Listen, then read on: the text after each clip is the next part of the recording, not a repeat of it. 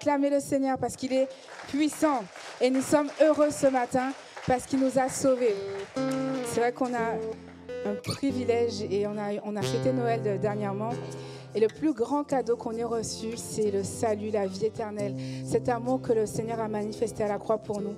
Et on veut lui dire, Emmanuel, reçois l'adoration de nos cœurs parce que tu es tout puissant, parce que tu as donné ta vie pour nous.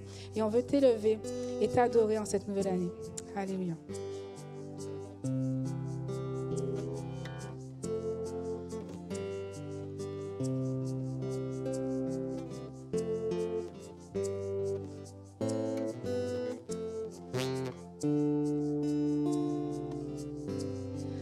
Reçois l'adoration,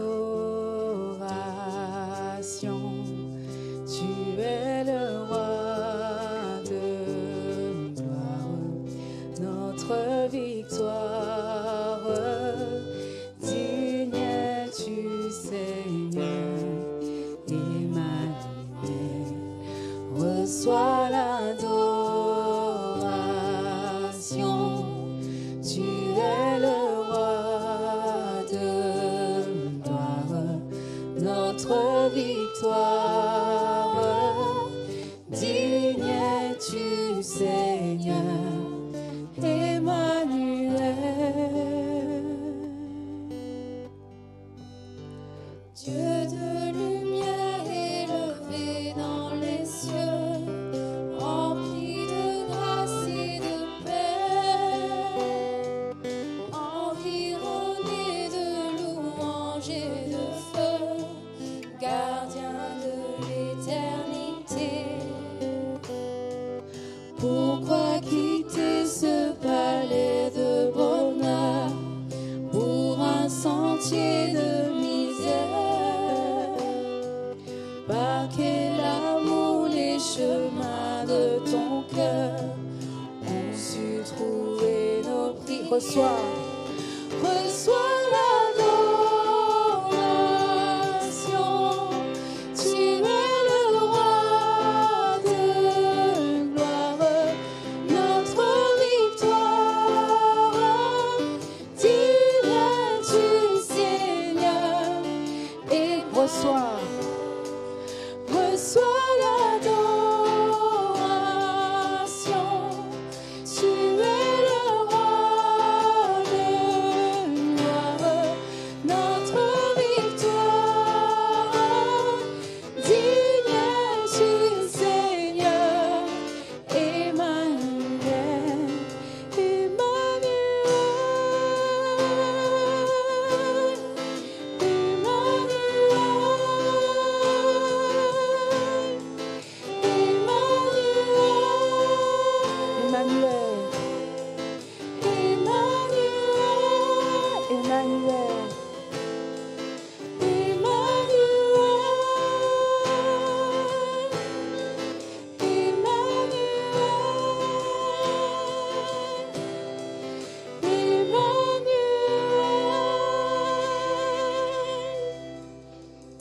Alléluia.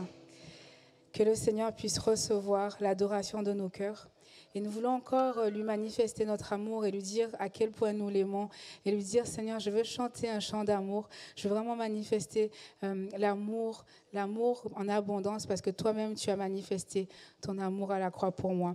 Et dire, Seigneur, je veux te chanter un chant d'amour parce que tu es mon sauveur, parce que tu es Jésus. Alléluia.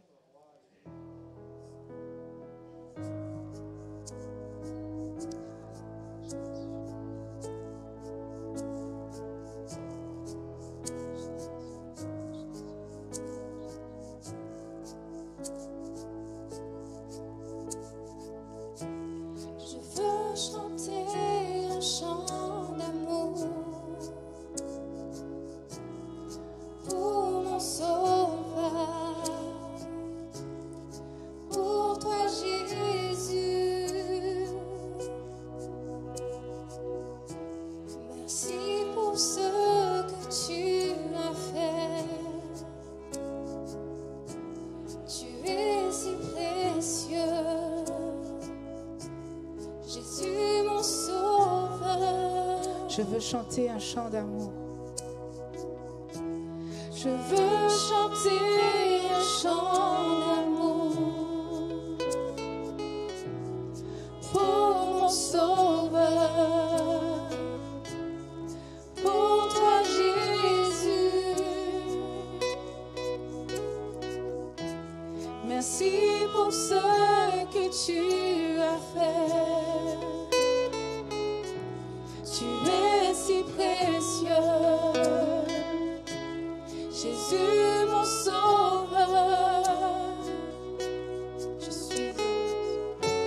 Je suis heureuse, tu m'as donné ton nom et je ne veux pas être ailleurs. Je ne veux pas être ailleurs que dans tes bras.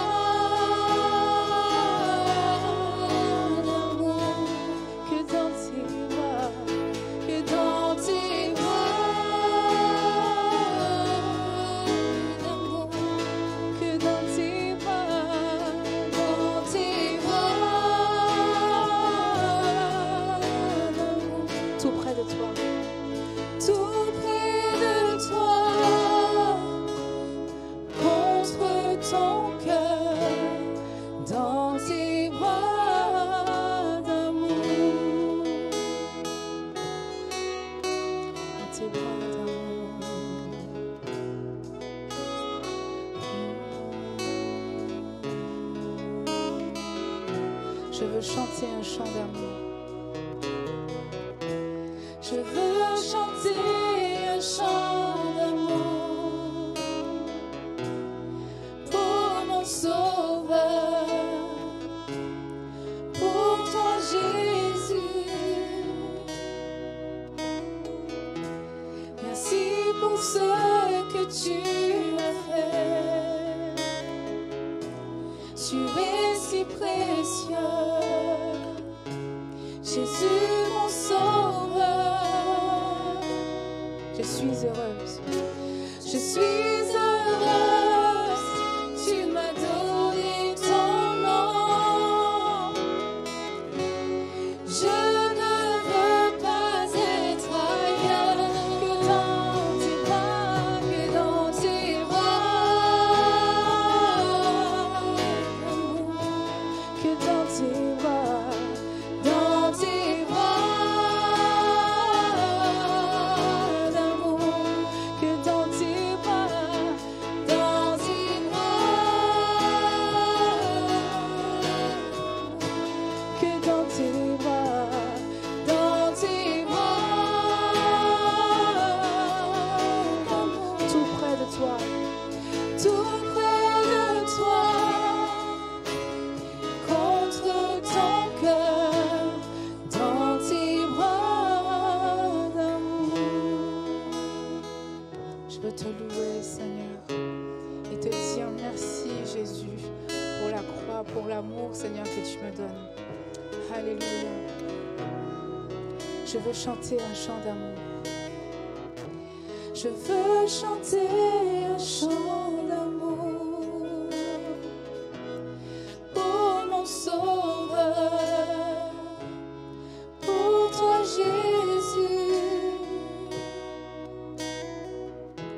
Merci pour ce que tu as fait. Tu es si précieux, Jésus mon Sauveur. Je suis heureuse. Je suis heureuse, tu m'as donné ton nom et je ne veux pas être ailleurs. Je ne veux pas être ailleurs que dans tes bras, que dans tes bras d'amour, Que dans tes bras, dans tes bras d'amour, que dans tes bras, dans tes bras d'amour, que dans tes bras, dans tes bras, tout près de toi. tout près de toi, contre ton cœur, Tout près de toi. toi, contre ton cœur, tout près de toi, tout près de toi, contre ton cœur, dans tes bras d'amour.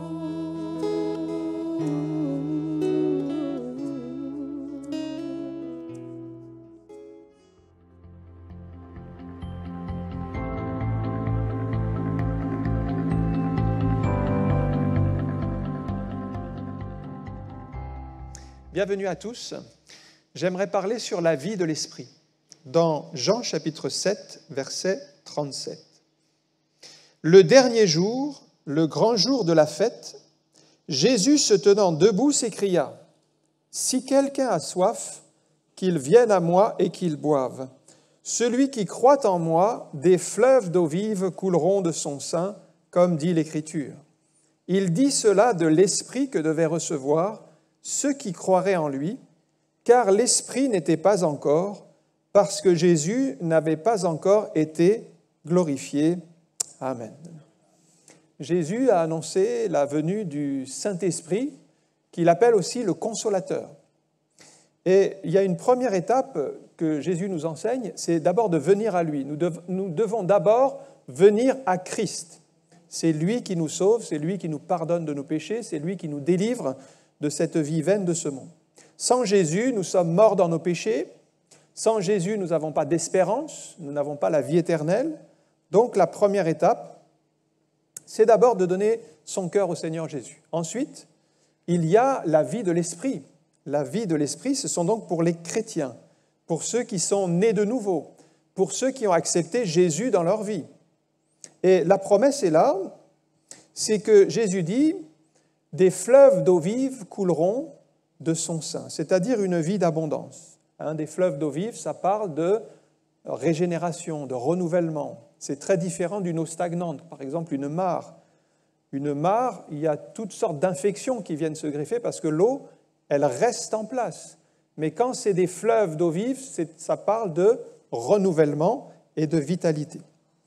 Alors, Jésus précise, nous sommes ici dans l'évangile de Jean, que l'Esprit n'était pas encore. Qu'est-ce que cela veut dire ? Ce n'est pas que l'Esprit n'existait pas, bien sûr, l'Esprit existe depuis toujours. Et puis l'Esprit agissait déjà dans l'Ancien Testament, et même au travers du ministère de Jésus, l'Esprit agissait puisqu'il était oint du Saint-Esprit et de force pour faire l'œuvre de Dieu. En fait, ce que ça signifie, c'est que l'Esprit n'était pas encore répandu. Il y a d'autres versions qui disent « Le Saint-Esprit n'avait pas encore été donné ». Donc oui, on n'avait pas encore eu la Pentecôte.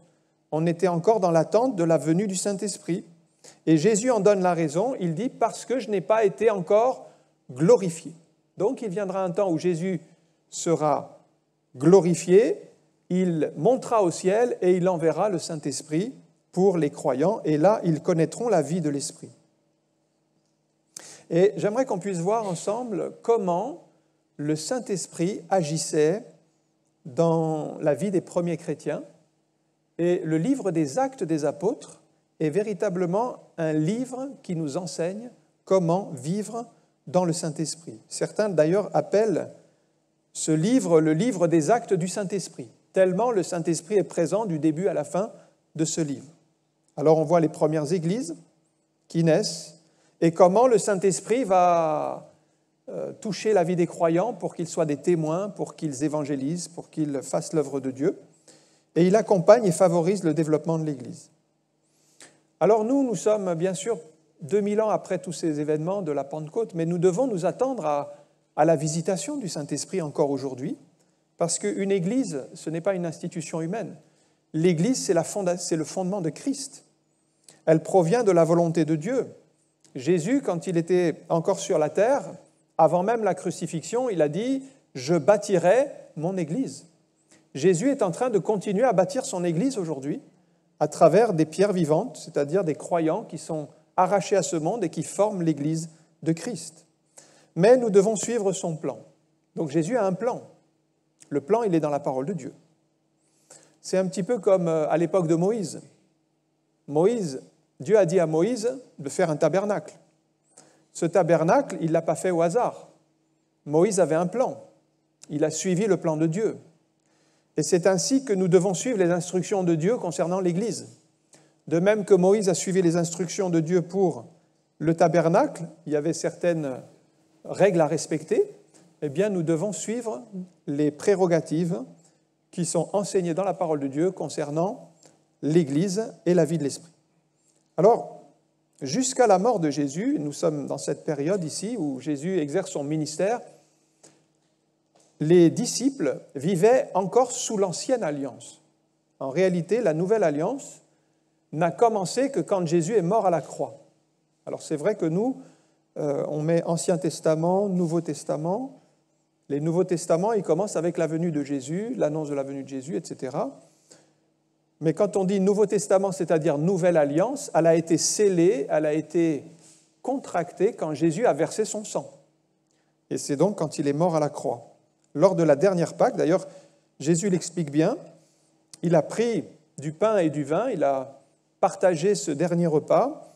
Dans Matthieu 26, 28, il dit ceci, alors il parle du vin, il fait passer le vin, il dit « Ceci est mon sang ». Et il précise le sang de l'alliance. La nouvelle alliance, elle va venir.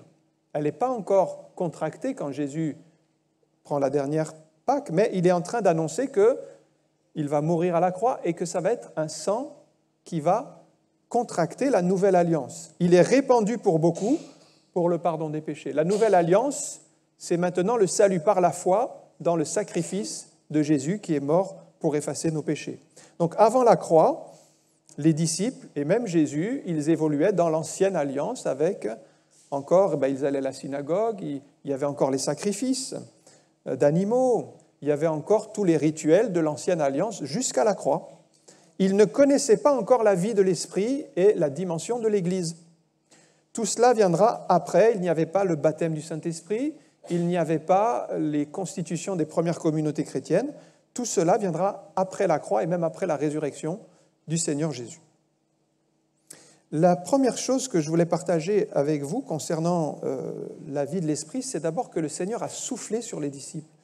Dans Jean chapitre 20, verset 19. C'est la première réception du Saint-Esprit. On n'en parle pas souvent de cette réception, mais elle précède la Pentecôte. Et déjà, les disciples ont une expérience avec le Saint-Esprit avant la Pentecôte qui se trouve en Actes chapitre 2. Alors on peut lire Jean chapitre 20, verset 19. Jésus est donc ressuscité et il va apparaître aux disciples. Le soir de ce jour, qui était le premier de la semaine, les portes du lieu où se trouvaient les disciples étant fermées à cause de la crainte qu'ils avaient des Juifs, Jésus vint et se présenta au milieu d'eux et leur dit « La paix soit avec vous ». Et quand il eut dit cela, il leur montra ses mains et son côté. Les disciples furent dans la joie en voyant le Seigneur. Jésus leur dit à nouveau, « La paix soit avec vous. Comme le Père m'a envoyé, moi aussi je vous envoie. » Après ces paroles, il souffla sur eux et leur dit, « Recevez le Saint-Esprit. Ceux à qui vous pardonnerez les péchés, ils leur seront pardonnés. Ceux à qui vous les retiendrez, ils leur seront retenus. » La scène, donc, se déroule le soir de la résurrection du Seigneur. Nous sommes donc un dimanche. On sait que Jésus est ressuscité un dimanche matin et c'était le premier jour de la semaine. Peut-être cette expression vous étonne, le premier jour de la semaine, mais en réalité, à l'époque, le premier jour de la semaine, c'était un dimanche. Le dernier étant le samedi.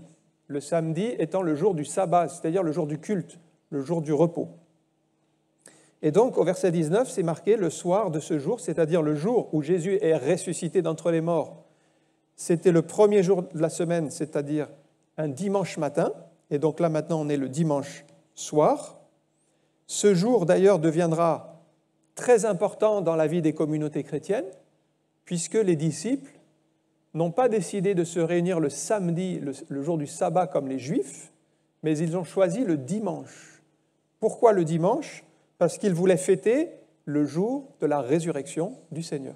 Mais le dimanche, c'était un jour de travail. C'était un peu l'équivalent du lundi aujourd'hui, si vous voulez. Le lundi, pour nous, c'est le premier jour de la semaine. Mais c'est un jour de travail. La plupart des gens travaillent.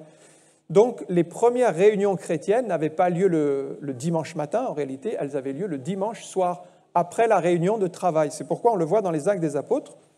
C'est souvent tard que Paul apportait la parole.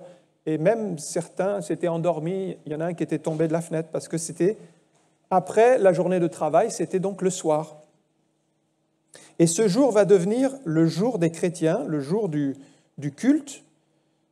Et les premiers chrétiens se sont réunis dans les maisons pour célébrer les premiers cultes, qui n'étaient pas dans des grands auditoires comme nous le faisons aujourd'hui, mais plutôt dans des groupes de maisons. Les chrétiens ouvraient leurs maisons et faisaient leur culte d'adoration, donc le dimanche soir. Le texte précise que lorsque Jésus se présente au milieu d'eux, les portes étaient fermées.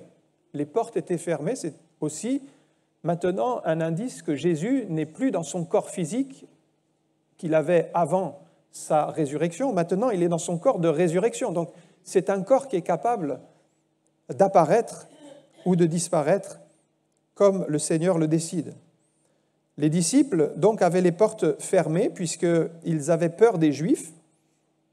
Ils ont quand même vu Jésus être arrêté. Ça a été un gros choc pour eux. Ils ont vu Jésus passer devant le Sanhédrin, être accusé de blasphème parce qu'il se faisait l'égal de Dieu. Ils ont vu Jésus être livré à Pilate. Et Pilate a voulu le sauver en essayant de le mettre en comparaison avec Barnabas, mais la foule a choisi de crucifier Jésus plutôt que Barabbas. Et les Juifs ont accusé Jésus de vouloir se faire roi. Alors il a été crucifié et les disciples avaient très peur pour leur vie. Alors ils se cachaient dans les maisons et ils fermaient les portes. Surtout que quiconque avait suivi Jésus était menacé d'être arrêté et aussi emprisonné. Mais Jésus apparaît au milieu des disciples sans qu'il ait besoin de passer par la porte. Donc il n'a pas besoin parce que maintenant il est avec ce corps glorifié, ce corps qui a des nouvelles propriétés. C'est un corps spirituel. Alors pour nous, c'est un petit peu l'image du corps que nous aurons après la résurrection. C'est un corps de résurrection. C'est un corps qui a de nouvelles propriétés. Et par exemple, dans Luc 24, 31, Jésus avait déjà ce corps de résurrection quand il est apparu aux disciples d'Emmaüs. Les 2 disciples d'Emmaüs, eux, ils étaient sur le chemin de Jérusalem pour se rendre à la ville d'Emmaüs. Et Jésus fit route avec eux, mais dans son corps de résurrection. Et là, dans Luc 24, 31, c'est dit, à la fin donc, du partage avec Jésus, il a parlé avec eux, il leur a expliqué d'ailleurs tout ce qui concernait Christ dans l'Ancien Testament. Alors, leurs yeux s'ouvrirent et ils le reconnurent, c'est-à-dire qu'ils reconnurent que c'était bien Jésus ressuscité qui était là devant eux, mais il disparut de devant eux. Voilà, c'est un corps différent du nôtre, c'est un corps qui a des propriétés nouvelles, c'est un corps de résurrection, c'est-à-dire c'est un corps spirituel et non plus charnel. Et d'ailleurs, quand Jésus était dans son corps physique, il n'apparaissait pas, il ne disparaissait pas de cette manière-là. Il vivait vraiment un corps physique comme le nôtre. Maintenant, il est dans un autre corps, c'est un corps de résurrection. Il n'a plus les limites de ce corps physique, c'est un corps spirituel, et c'est avec ce corps glorifié qu'il va monter au ciel le jour de l'ascension, et aujourd'hui, il est à la droite de Dieu, dans son corps de résurrection. Il a toujours ce corps de résurrection. Pourquoi ? Parce que c'est dans son corps de résurrection qu'il reviendra pour enlever son Église et ensuite régner sur la terre. Donc il y a la suite qui est annoncée dans la parole. Jésus revient et on le verra dans son corps glorifié. Donc ce corps glorifié, il est là dans le ciel auprès de Dieu.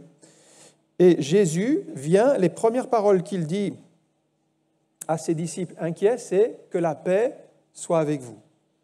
Et peut-être quelqu'un ce matin est venu dans ce culte avec des inquiétudes, avec des fardeaux, des soucis. C'était le cas des disciples. Ils étaient dans des situations sans issue. Peut-être tout le monde s'est retourné contre vous. Vous n'avez pas la paix. Quand vous regardez la situation, c'est très sombre. Il n'y a pas de solution. Et c'est là que le diable, souvent, il vient pour vous culpabiliser, pour vous enfoncer encore davantage, pour vous montrer, voilà, tu es chrétien, depuis que tu es chrétien, ça va mal. et il va vous montrer tous les côtés négatifs. Mais Jésus, quand il vient, lui, ce n'est pas pour vous enfoncer, ce n'est pas pour vous montrer la situation qui est sans issue, mais c'est avec des paroles de paix et de réconfort. Les premières paroles de Jésus, la paix soit avec vous. Eh bien, que la paix du Seigneur soit aussi avec vous, quelles que soient les situations, que le Seigneur vous donne sa paix et sa grâce. Ils sont encore entourés de difficultés. Les Juifs veulent leur nuire, les arrêter, mais ils ont la paix du Seigneur dans leur cœur qui va les rassurer. Et Jésus vient rassurer notre cœur. Aujourd'hui, il y a beaucoup de sources d'angoisse. Il y a l'économie qui ralentit, on entend parler d'entreprises qui ferment, les prix qui augmentent, les bruits de guerre. Tous ces soucis-là peuvent affecter la vie des chrétiens, les incertitudes sur l'avenir. Mais nous avons recours à la paix surnaturelle de Dieu, la paix qui apaise nos cœurs. Dans Philippiens chapitre 4, verset 7, on a tous besoin de cette paix surnaturelle. C'est la paix de Dieu qui surpasse toute intelligence. Elle est au-delà de tout ce que nous pouvons comprendre ou calculer avec notre intelligence. Elle garde nos cœurs et vos pensées en Jésus-Christ. Et c'est important d'orienter nos pensées vers Jésus-Christ aujourd'hui, d'orienter nos pensées vers la parole de Dieu, d'orienter nos pensées vers le Sauveur, qui est le Seigneur des Seigneurs et le Roi des Rois. Si vous n'orientez pas vos pensées dans la bonne direction, vos pensées vont prendre un mauvais chemin. Elles vont s'orienter vers tout ce qui est tordu, ce qui est mauvais, ce qui est nocif, et finalement, ça va être des pensées de découragement qui vont dominer. Mais ce texte dit que si vous recevez la paix, bien vos pensées seront gardées en Jésus-Christ, que nos pensées soient tournées vers le Seigneur Jésus, et ça va entretenir des bonnes choses dans notre esprit. Les disciples vont donc retrouver la joie rapidement après l'apparition du Seigneur qui donne sa paix. Et comment est-ce qu'ils vont reconnaître le Seigneur? Parce qu'il a encore les marques de la crucifixion. Ils voient ses mains percées, ils voient son côté percé. Et la crucifixion, elle vient d'avoir lieu. Finalement, c'était le vendredi qui précédait le dimanche. Donc, tout cela, ils l'ont dans l'esprit. Et c'était les preuves que Jésus est bien mort à la croix. Il a encore les stigmates, on appelle ça des stigmates, c'est-à-dire des marques, des clous. Il a encore les marques des clous, encore aujourd'hui. Dans son corps de résurrection, bien, si Jésus apparaissait là au milieu de nous, il apparaîtrait encore avec les marques des clous et le côté percé. Donc ça veut dire que c'est des marques qui sont la preuve de ce que Jésus a accompli pour chacun de nous, c'est-à-dire sa crucifixion à la croix. Il n'était pas obligé de souffrir. Jésus est allé au-devant de la croix pour s'offrir en sacrifice, pour effacer nos péchés. Lui, il n'avait pas besoin du pardon des péchés, mais il l'a fait par amour pour nous. Alors, comme les disciples ont retrouvé la joie et la paix, je crois qu'aujourd'hui, nous pouvons retrouver la joie et la paix en venant au Seigneur, même si nous avons perdu la joie à cause des soucis.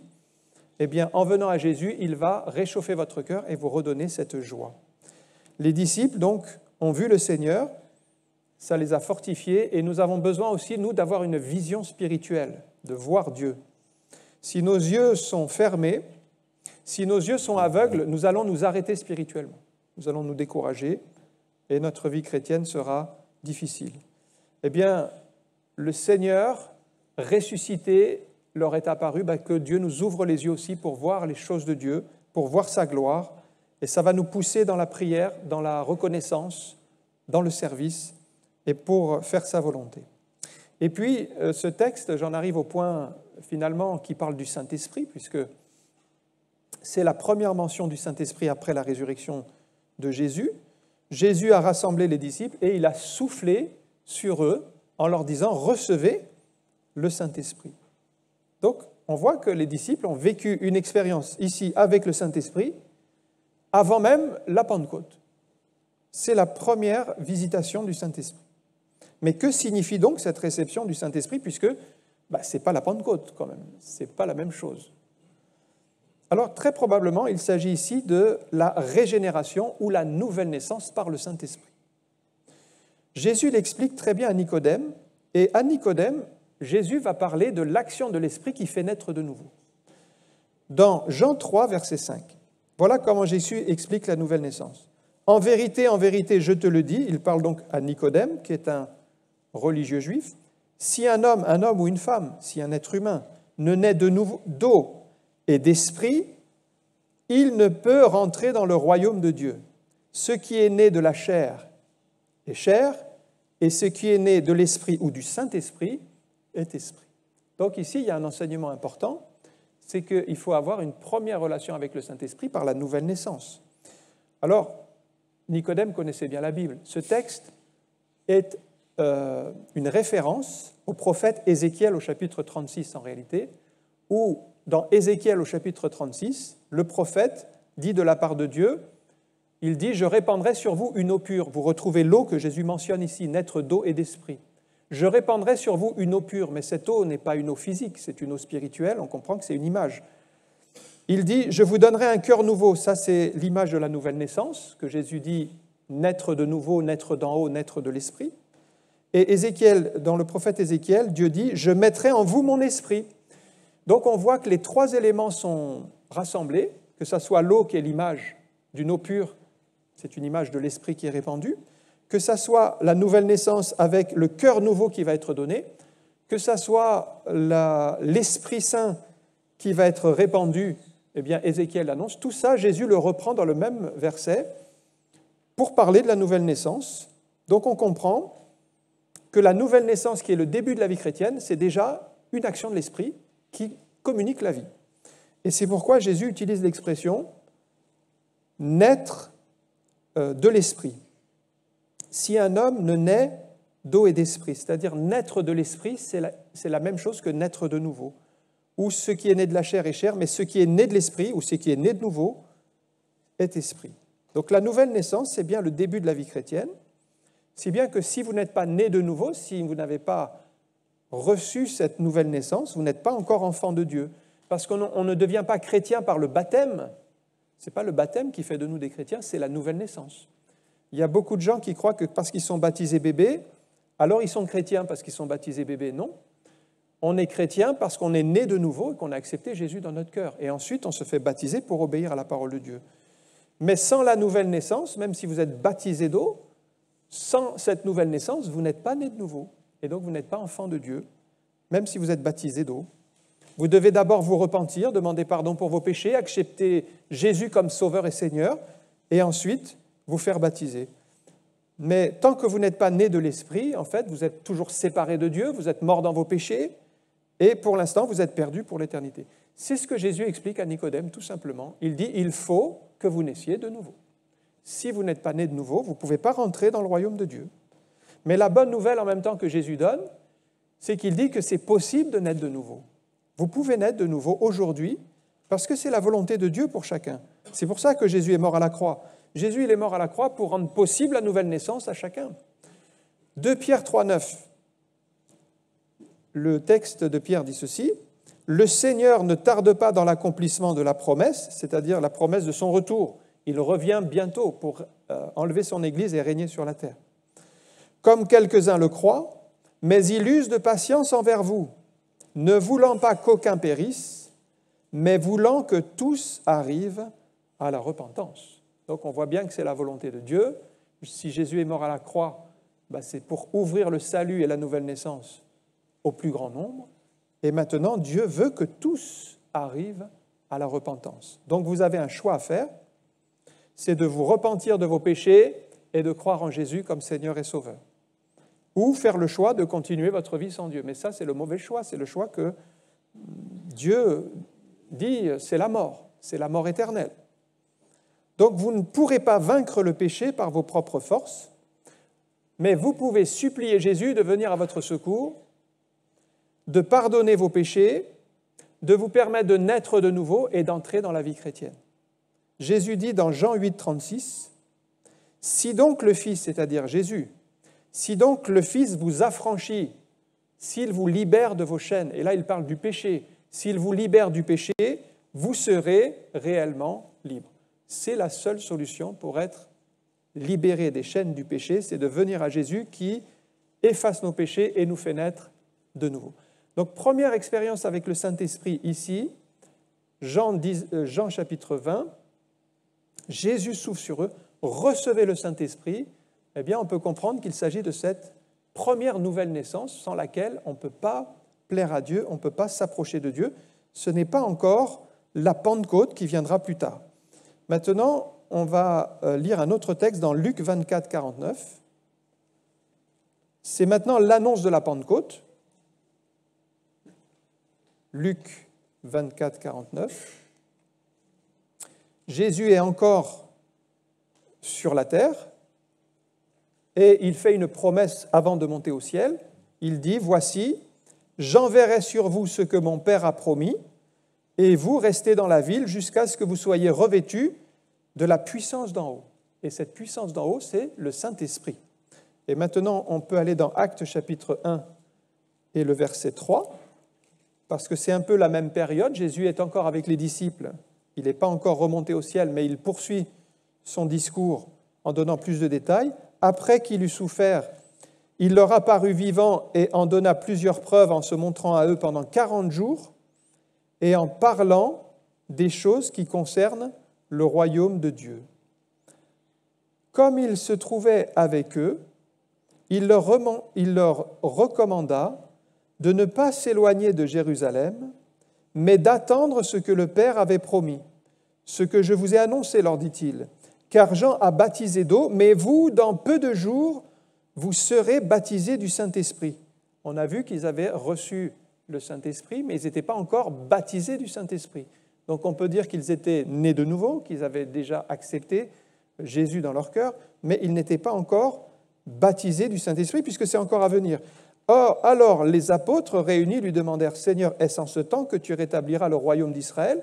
Il leur répondit, « Ce n'est pas à vous de connaître les temps ou les moments que le Père a fixés par sa propre autorité, mais vous recevrez une puissance, le Saint-Esprit survenant sur vous, et vous serez mes témoins à Jérusalem, dans toute la Judée, dans la Samarie et jusqu'aux extrémités de la terre. » Donc on est maintenant dans un deuxième temps, c'est l'annonce de la Pentecôte. Jésus enverra ce que le Père a promis. Effectivement, Jésus l'avait promis quand il était encore sur la terre avec les disciples. Par exemple, dans Jean 15, 26, il avait promis la venue du Consolateur. Quand il sera venu, le Consolateur, que je vous enverrai de la part du Père, le Consolateur, c'est donc l'Esprit de vérité qui vient du Père, il rendra témoignage de moi. Jésus utilise le mot paraclet, paraclet qui signifie celui qui est appelé aux côtés d'eux. Donc, il sera aux côtés des disciples quand Jésus sera au ciel. Il l'enverra pour être à leur côté. Jésus sait qu'il ne sera plus là physiquement, mais il a prévu qu'il sera là spirituellement par le Saint-Esprit. Et le Saint-Esprit leur rappellera toutes les paroles de Jésus. Donc les disciples devaient prier et attendre la venue du Consolateur, la venue du Saint-Esprit. Le Saint-Esprit donnera aux croyants la capacité nécessaire pour servir Dieu, pour faire sa volonté, mais ils devaient respecter les consignes de Jésus. Alors, quelles étaient les consignes ? Il a dit aux disciples, « Restez dans la ville jusqu'à ce que vous soyez revêtus de la puissance d'en haut. » Ensuite, ils seront envoyés pour annoncer le message de l'Évangile au monde. Donc, les disciples, ils devaient être revêtus de la puissance d'en haut. Vous avez vu cette expression dans l'Évangile de Luc. Ça désigne le Saint-Esprit. Mais ça parle d'un revêtement, un petit peu comme un manteau. Et dans certains métiers, il faut un revêtement approprié pour faire ce métier. Par exemple, les pompiers qui interviennent sur les incendies, ils doivent avoir un vêtement spécial qui les protège du feu. C'est un vêtement très résistant, mais s'ils n'ont pas ce vêtement, admettons s'il est pompier mais qu'il n'a pas ce vêtement, il ne peut pas aller dans le feu puisqu'il sera brûlé lui-même, il mourra. Mais ce vêtement, ce revêtement est spécial et lui permet d'aller dans le feu. Et il sait très bien que s'il ne l'a pas, il ne pourra pas y aller. Eh bien, c'est pareil pour nous spirituellement. En tant que chrétiens, nous avons besoin d'un revêtement qui n'est pas physique, mais qui est spirituel. C'est le Saint-Esprit qui survient sur nous et qui va nous équiper pour faire l'œuvre de Dieu. Mais sans ce revêtement, on ne pourra pas faire l'œuvre de Dieu. On ne pourra pas être efficace pour l'œuvre de Dieu. On sera même en danger parce que, comme le pompier est en danger s'il n'a pas son revêtement pour aller dans le feu, eh bien nous, si nous voulons faire la volonté de Dieu ou servir Dieu sans le Saint-Esprit, nous n'y arriverons pas. Nous serons même en difficulté. Pourquoi ? Parce que le diable, il tire des traits enflammés. il s'acharne contre les chrétiens pour les faire vaciller, pour les faire chuter. Et donc, si vous n'avez pas cette protection spirituelle, la vie chrétienne va être impossible, va être un fardeau, va être difficile. C'est pourquoi Jésus insiste et dit, mais restez dans la ville jusqu'à ce que vous soyez revêtus de la puissance du Saint-Esprit. Il y a une autre puissance à l'extérieur, c'est la puissance du malin, mais vous avez la puissance du Saint-Esprit. Et nous, aujourd'hui, on a besoin d'être revêtus de la puissance du Saint-Esprit pour faire l'œuvre de Dieu. Jésus demande aux disciples de ne pas partir de Jérusalem. Alors certains chrétiens, peut-être se sont précipités, sont allés sans ce revêtement, ils ont été découragés, et on doit prier. Seigneur, de même que tu as revêtu les disciples, revêt-nous de ce revêtement de puissance pour pouvoir te servir et faire ta volonté. Jésus donc annonce ici le baptême du Saint-Esprit. Remarquez que c'est une autre expression, c'est au verset 5, « Dans peu de jours, vous serez baptisés du Saint-Esprit ». Jésus ne dit pas « vous naîtrez de nouveau ici », ou il ne dit pas « vous naîtrez de l'Esprit », mais il dit « vous serez baptisés du Saint-Esprit ». Donc il y a deux expressions différentes. Naître de nouveau, c'est accepter Jésus comme Seigneur et Sauveur, se repentir de ses péchés. Et être baptisé du Saint-Esprit, c'est quand vous recevez la puissance du Saint-Esprit pour être un témoin et faire la volonté de Dieu. Ce sont donc deux choses différentes. Naître de nouveau, c'est pour devenir enfant de Dieu. Être baptisé du Saint-Esprit, c'est pour être un témoin et servir le Seigneur.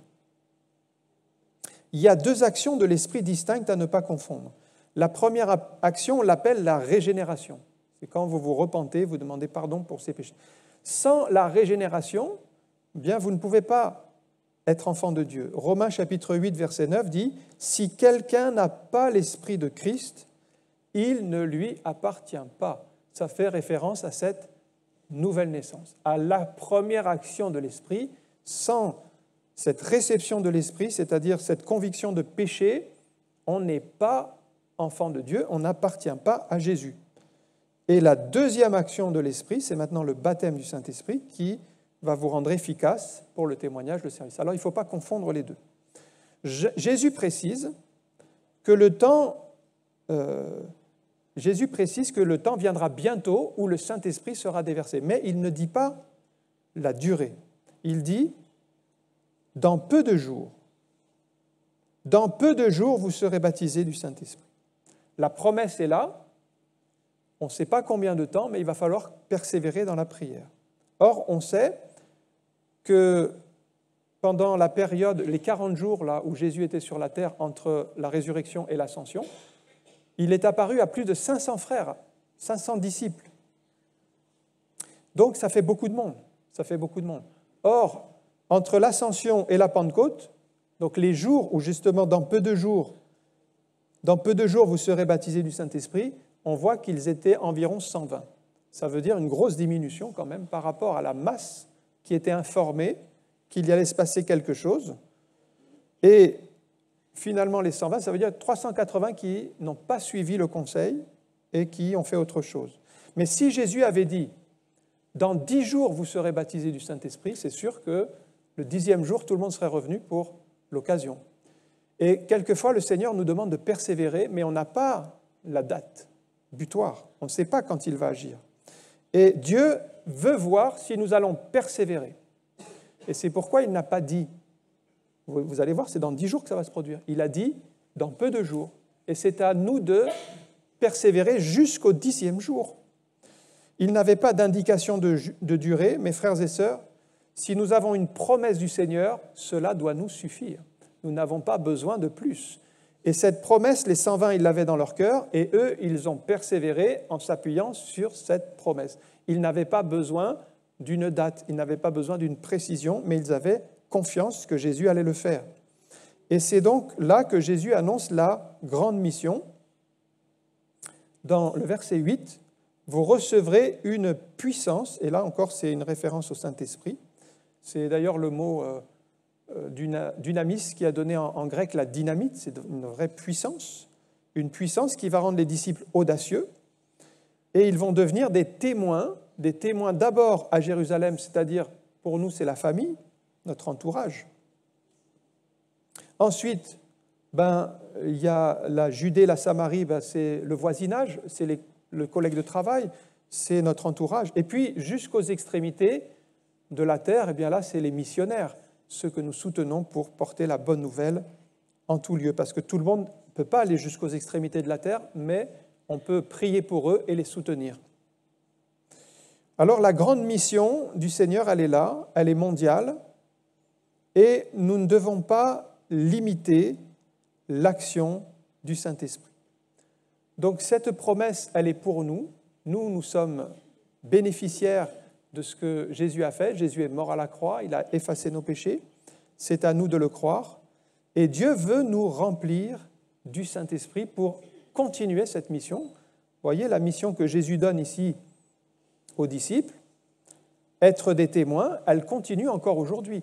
C'est à nous de continuer à témoigner ici dans notre ville, dans notre localité, dans notre entourage, les collègues de travail, la famille, pour qu'ils entendent parler du Seigneur. Et c'est dans ce but-là que Jésus veut nous remplir du Saint-Esprit. Alors beaucoup de chrétiens cherchent à être remplis du Saint-Esprit pour être bien, se sentir bien, etc. Mais ce n'est pas le premier but d'être rempli du Saint-Esprit dans la parole. Dieu veut nous remplir du Saint-Esprit pour accomplir quelque chose, une tâche, une mission, c'est d'être un témoin, de parler du Seigneur et non pas de rester tranquille. Non, ce n'est pas le but. Le but, c'est de témoigner. Et Dieu cherche encore des hommes et des femmes qui sont désireux d'être remplis du Saint-Esprit pour faire la volonté de Dieu. Si c'était important pour les premiers disciples, on peut dire ce matin que c'est important pour nous. La promesse de Jésus est là. Alors c'est à chacun d'aspirer. Prions comme les disciples. Prions pour être remplis du Saint-Esprit. On va prier un instant. Merci encore pour ta parole, pour toutes ces instructions qui nous montrent le chemin à suivre pour rechercher ta face et recevoir cet équipement surnaturel du Saint-Esprit. Oui, nous avons besoin de ce revêtement de puissance encore aujourd'hui pour servir dans ce monde, pour témoigner dans ce monde, pour être, Seigneur, des instruments que tu vas pouvoir utiliser pour ta gloire. Seigneur, nous te prions de venir nous visiter, de venir nous renouveler, nous remplir tout à nouveau du Saint-Esprit et de permettre que ton Église aille de l'avant pour cette nouvelle année, qu'il y ait véritablement tes dons au milieu de nous, ta grâce au milieu de nous, tes bénédictions en abondance, et nous te rendons toute la gloire dans le nom de Jésus. Amen. Que le Seigneur vous bénisse.